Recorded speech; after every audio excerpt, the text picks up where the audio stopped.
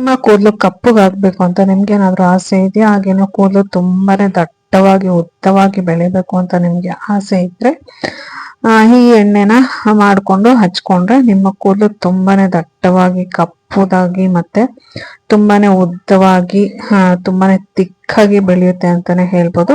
ಈ ಆಯಿಲ್ ನ ಯಾವ ತರ ಪ್ರಿಪೇರ್ ಮಾಡ್ಬೇಕು ಅಂತ ನಿಮ್ಗೆ ಕಂಪ್ಲೀಟ್ ಆಗಿ ಡೀಟೇಲ್ಸ್ ಬೇಕಂತಂದ್ರೆ ಈ ವಿಡಿಯೋನ ಕೊನೆವರೆಗೂ ನೋಡ್ಬೇಕಾಗುತ್ತೆ. Hey everyone, welcome back to my YouTube channel. ನನ್ನ ಹೆಸರು ಮಮತಾ ಅಂತ, ಮಮತಾ ಬ್ಲಾಗ್ಸ್ ಅಂತ ಯೂಟ್ಯೂಬ್ ಚಾನಲ್ ನಾನು ಸ್ಟಾರ್ಟ್ ಮಾಡಿದ್ದೀನಿ. ನೀವೇನಾದ್ರೂ ಫಸ್ಟ್ ಟೈಮ್ ನನ್ನ ಚಾನಲ್ ನೋಡ್ತಾ ಇದ್ರೆ ದಯವಿಟ್ಟು ನನ್ನ ಚಾನಲ್ನ ಸಬ್ಸ್ಕ್ರೈಬ್ ಮಾಡ್ಕೊಳ್ಳಿ. ಹಾಗೆ ವಿಡಿಯೋ ಯಾವ ತರ ಇತ್ತು ಅಂತ ಕೂಡ ಕಮೆಂಟ್ ಮಾಡಿ ತಿಳಿಸಿ. ಹಾಗೆ ವಿಡಿಯೋಗೆ ಒಂದು ಲೈಕ್ ಕೊಡೋದನ್ನ ದಯವಿಟ್ಟು ಮರೆಯೋಕೆ ಹೋಗ್ಬೇಡಿ.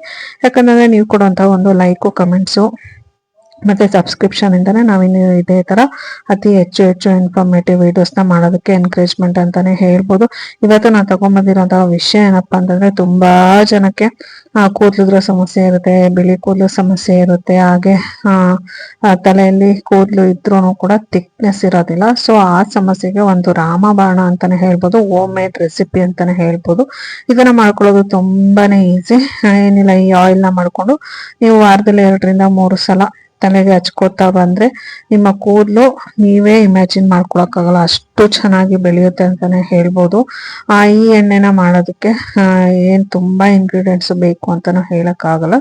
ಸ್ವಲ್ಪ ಮನೇಲಿರೋಂತಹ ಇಂಗ್ರೀಡಿಯೆಂಟ್ಸ್ ನ ಯೂಸ್ ಮಾಡ್ಕೊಂಡು ಈ ಆಯಿಲ್ ನ ಮಾಡಿಟ್ಕೊಂಡ್ರೆ 100% ನ್ಯಾಚುರಲ್ ಆಗಿ ನಿಮ್ದು ಕೂದಲು ಬ್ಲ್ಯಾಕ್ ಆಗುತ್ತೆ.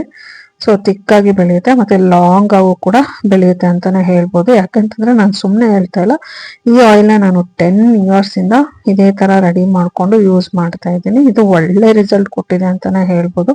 ನನ್ಗೂ ಇದನ್ನ ಒಬ್ರು ಆಯುರ್ವೇದಿಕ್ ಡಾಕ್ಟರ್ ರೆಫರ್ ಮಾಡಿದ್ರು. ಸೊ ಯಾವ ತರ ಮಾಡ್ಬೇಕು ಅಂತ ನನ್ಗೆ ಹೇಳ್ಕೊಟ್ಟಿದ್ರು. ಸೊ ಅವ್ರ ಹತ್ರ ಕೇಳ್ಕೊಂಡ್ ಬಂದು ಅವ್ರು ಯಾವ ಪ್ರೊಸೀಜರ್ ಹೇಳಿದ್ರು ಆ ಪ್ರೊಸೀಜರ್ನ ನಾನು ಫಾಲೋ ಮಾಡಿ ಯಾವಾಗ್ಲೂ ನಾನು ಮಾಡಿಟ್ಕೊಂಡು ಹಚ್ಕೊಳ್ತಾ ಇದ್ದೀನಿ. ಇದಕ್ಕೇನಿಲ್ಲ, ನಿಮ್ಮ ಮನೇಲಿ ಇರುವಂತಹ ಕೊಕೊನಟ್ ಆಯಿಲ್ ಆದ್ರೂ ಹಾಕ್ಬೋದು, ಇಲ್ಲ ಪ್ಯೂರ್ ಇದ್ರೆ ಇನ್ನೂ ತುಂಬಾನೇ ಒಳ್ಳೇದು.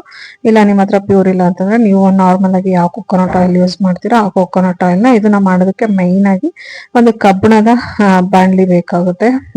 ಕಬ್ಬಿಣದ ಒಂದು ಪ್ಯಾನ್ ತರದ್ದು ಬೇಕಾಗುತ್ತೆ. ಯಾಕೆ ಅಂತಂದ್ರೆ ಆಯಿಲ್ ಬ್ಲ್ಯಾಕ್ ಬರ್ಬೇಕು ಅಂತಂದ್ರೆ ನಿಮ್ಗೆ ಈ ತರ ಕಬ್ಬಿಣದ ಆದ್ರೆ ತುಂಬಾನೇ ಚೆನ್ನಾಗಿರುತ್ತೆ. ಸೊ ಅದರಲ್ಲಿ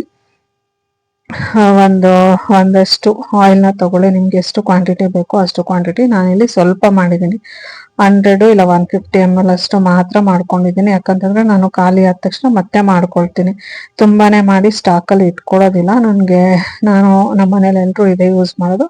ಸೊ ನನ್ಗೆ 1 month ಎಷ್ಟು ಬೇಕು ಇಲ್ಲ 2 weeks ಎಷ್ಟು ಬೇಕೋ ಅಷ್ಟನ್ನ ಮಾತ್ರ ನಾನು ರೆಡಿ ಮಾಡಿ ಇಟ್ಕೊಳ್ತೀನಿ.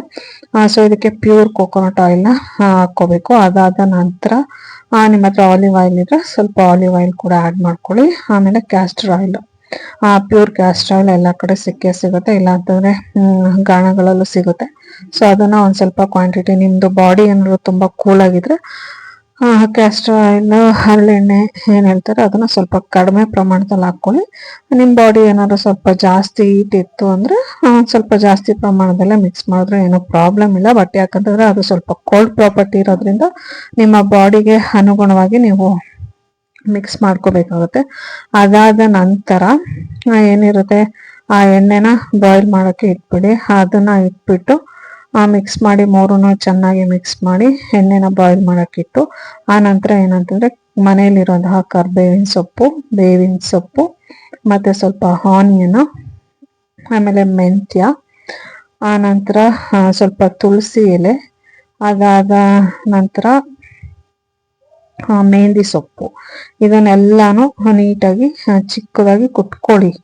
ಅದನ್ನ ಮಿಕ್ಸಿಗೆಲ್ಲ ಹಾಕಿ ಮಾಡಕ್ ಹೋಗ್ಬಿಡಿ. ಕೈಯಲ್ಲಿ ಒಂದು ಕುಟಣಿ ಇರುತ್ತಲ್ವಾ ಅದರಲ್ಲಿ ಕುಟ್ಕೊಂಡು ತರಿಯಾಗಿ ಪೌಡ್ರ್ ಮಾಡ್ಕೊಂಡು ಎಣ್ಣೆ ಏನು ಬಿಸಿ ಆಗಿರುತ್ತಲ್ಲ ಆ ಬಿಸಿ ಎಣ್ಣೆಗೆ ಇದೆಲ್ಲಾನು ಕುಟ್ಟಿರೋಂತಹ ಮಿಶ್ರಣನ ಹಾಕ್ಬಿಟ್ಟು ಬಿಸಿ ಕಂಪ್ಲೀಟ್ ಆಗಿ ಅದು ಆಫ್ ಮಾಡಾದ್ಮೇಲೆ, ಬಿಸಿ ಆಯ್ತು ಅಂತ ಗೊತ್ತಾದ್ಮೇಲೆ ಆಫ್ ಮಾಡ್ಬಿಟ್ಟು ಇಂಗ್ರೀಡಿಯೆಂಟ್ಸ್ ಅನ್ನೆಲ್ಲ ಹಾಕಿ ಒಂದು 3-4 days ನಿಮಗೆ ಸಾಧ್ಯವಾದ್ರೆ 1 ವಾರನೂ ಬಿಟ್ಬಿಡಿ. ಅದರಲ್ಲೇ ಹಾಕಿ ಇಟ್ಬಿಟ್ಟು ನೀಟಾಗಿ ಒಂದ್ ಹತ್ರ ಮುಚ್ಚಿ ಇಟ್ಬಿಡಿ. ಸೊ ಎಣ್ಣೆ ಈ ತರ ಬ್ಲ್ಯಾಕ್ ಆಗಿ ಈ ತರ ತಿಕ್ಕಾಗಿ ಇಷ್ಟು ನೀಟಾಗಿ ಬರುತ್ತೆ. ಈ ಎಣ್ಣೆನ ನೀವು ವಾರದಲ್ಲಿ ಕಂಪಲ್ಸರಿ 2 ರಿಂದ 3 ಸಲ ಹಚ್ಕೊಂಡು ಓವರ್ ನೈಟ್ ಹಚ್ಕೋಬೇಕು. ಸೊ ನೀವು ಇವಾಗಲೇ ಹಚ್ಚಿ ಆವಾಗಲೇ ಸ್ನಾನ ಮಾಡ್ತೀರಾ ಅಂತಂದ್ರೆ ಅಷ್ಟು ಒಳ್ಳೆ ರಿಸಲ್ಟ್ ಕೊಡೋದಿಲ್ಲ. ನೀವು ನೋಡ್ತಾ ಇರ್ಬೋದು ಎಣ್ಣೆ ಎಷ್ಟು ತಿಕ್ಕಾಗಿ ಬಂದಿದೆ, ಎಷ್ಟು ಡಾರ್ಕ್ ಆಗಿ ಬಂದಿದೆ ಅಂತ ಹೇಳ್ಬಿಟ್ಟು. ಸೊ ನಿಮಗೆ ಬೇವಿನ ಸೊಪ್ಪು ಸಿಕ್ಕಿಲ್ಲ ಅಂತಂದ್ರೆ ಬೇವಿನ ಎಣ್ಣೆನೂ ಕೂಡ ಯೂಸ್ ಮಾಡ್ಕೋಬಹುದು. ಸೊ ನಾನು ಮುಂದಿನ ವಿಡಿಯೋದಲ್ಲಿ ನಾನು ಯಾವ್ಯಾವ ಎಣ್ಣೆ ಎಷ್ಟೆಷ್ಟು ಪ್ರಮಾಣದಲ್ಲಿ ಹಾಕ್ತೀನಿ ಅಂತಾನು ಕೂಡ ನಾನು ಶೇರ್ ಮಾಡ್ಕೊಳ್ತೀನಿ. ಇದು ಆಲ್ರೆಡಿ ಮಾಡಿಟ್ಟಿರೋದನ್ನ ಸೋಸ್ಬಿಟ್ಟು ಒಂದು ಬಾಟಲ್ಗೆ ಸ್ಟೋರ್ ಮಾಡಿ ಇಟ್ಕೋಬೇಕಿತ್ತು. ಸೊ ನಾನು ಏನ್ ಮಾಡ್ತೀನಿ ಅಂದ್ರೆ ಮಾಡ್ಬಿಟ್ಟು 1 ವೀಕ್ ಹಂಗೆ ಬಿಟ್ಬಿಡ್ತೀನಿ. ಸೊ ಆ ತರ ಬಿಡೋದ್ರಿಂದ ಏನಾಗುತ್ತೆ ಅಂತಂದ್ರೆ ಆಯಿಲ್ ಕಲರು ಕಂಪ್ಲೀಟ್ ಆಗಿ ಚೇಂಜ್ ಆಗಿ ಬ್ಲ್ಯಾಕ್ ಕಲರ್ ಆಗುತ್ತೆ. ಸೊ ಇದನ್ನ ನಾವು ವಾರದಲ್ಲಿ 2 ರಿಂದ 3 ಬಾರಿ ಹಚ್ಚಿ ಓವರ್ ನೈಟ್ ಬಿಟ್ಬಿಟ್ಟು ಆಮೇಲೆ ತಲೆ ಸ್ನಾನ ಮಾಡೋದ್ರಿಂದ ಕೂದಲು ಕೂಡ ತುಂಬಾನೇ ಚೆನ್ನಾಗಿ ಬರುತ್ತೆ ಅಂತಾನೆ ಹೇಳ್ಬೋದು. ಸೊ ಹೇಳ್ಬೋದು ಅನ್ನೋ ನಾನು ಹೇಳೋದಕ್ಕಿಂತ ನೀವು ಈ ತರ ಮಾಡ್ಬಿಟ್ಟು ಯೂಸ್ ಮಾಡಿ ನೋಡಿ, ರಿಸಲ್ಟ್ ಅನ್ನ ನೀವೇ ಹೇಳಿ. ಒಂದು ವಾರ 15 ದಿನಕ್ಕೆ ನೀವು ಯೂಸ್ ಮಾಡಕ್ ಸ್ಟಾರ್ಟ್ ಮಾಡಿ 15 ಡೇಸ್ 1 ಮಂತ್ ಅಲ್ಲೇ ನಿಮ್ಗೆ ರಿಸಲ್ಟ್ ಎಲ್ಲ ಗೊತ್ತಾಗ್ಬಿಡುತ್ತೆ. ನಿಮ್ಮ ಹೇರ್ಸ್ ಥಿಕ್ನೆಸ್ ಯಾವ ತರ ಇದೆ, ಯಾವ ತರ ಚೇಂಜ್ ಆಗ್ತಿದೆ ಅಂತ ನಿಮ್ಗೆ ಕಂಪ್ಲೀಟ್ ಆಗಿ ಗೊತ್ತಾಗುತ್ತೆ.